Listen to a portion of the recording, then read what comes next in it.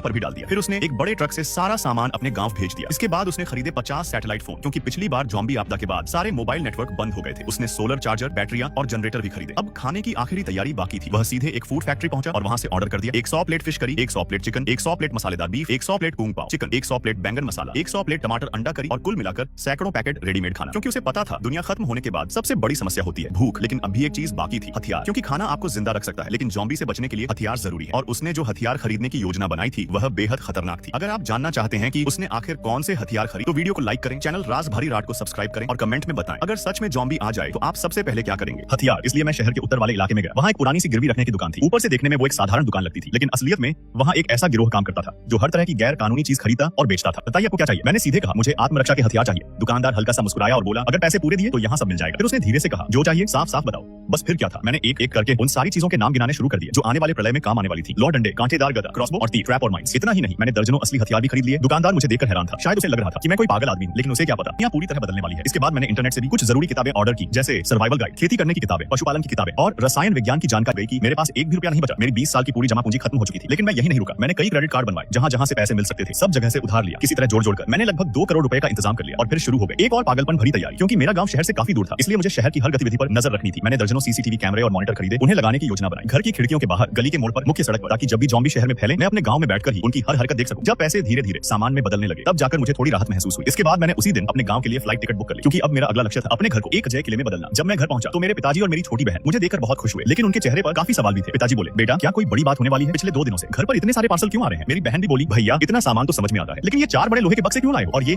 Modified गाड़ी, तुम आखिर करना क्या चाहते हो। अब सच छुपाना मुश्किल था। मैंने गहरी सांस ली और कहा अब जो मैं बताने जा रहा हूँ उससे डरना मत। परसों पूरी दुनिया में ज़ॉम्बी वायरस फैलने वाला है। ज्यादातर इंसान भयानक ज़ॉम्बी बन जाएंगे। तब शहर हो या गांव, सड़कों पर इंसान नहीं सिर्फ खूंखार ज़ॉम्बी नजर आएंगे। मेरी बहन घबरा कर बोली ज़ॉम्बी मतलब फिल्मों वाले। मैंने सिर हिलाया हाँ वही जो इंसानों को देखते ही काटने दौड़ते हैं। मैंने आगे कहा शायद तुम यकीन न करो, लेकिन मैं एक पुनर्जन्म लेने वाला इंसान हूँ। पिछली जिंदगी में मैं ज़ॉम्बी हमले में मर गया था। मेरी बात सुनकर पिताजी अचानक चुप हो गए। फिर बोले अच्छा तो इसलिए तुम्हें 2 दिन बाद की बातें पता है। अब समय बर्बाद करने का मौका नहीं था। मैंने तुरंत कहा अब हमें अलग अलग काम करना होगा। और फिर हम 3 लोग और हमारा कुत्ता तैयारी में लग गए। पिताजी ने घर की दीवारों को और ऊंचा और मोटा करना शुरू किया। ऊपर बिजली वाली तारें लगा दी, नीचे जमीन में लोहे के नुकीले कांटे गाड़ दिए और चारों तरफ छोटे छोटे ट्रैप भी लगा दिए। घर का पुराना दरवाजा हटाकर मोटा स्टील गेट लगा दिया गया जो शायद गोली भी मुश्किल से झेल पाए। कमरों के दरवाजे और खिड़कियां भी बदल दी गई। मैंने सबसे मजबूत बुलेट प्रूफ दरवाजे और मोटे कांच लगवाए और मजदूरों से कहा 24 घंटे के अंदर काम खत्म होना चाहिए। पैसे पूरे दिए गए, इसलिए काम भी तेजी से होने लगा। इसके बाद हमने आंगन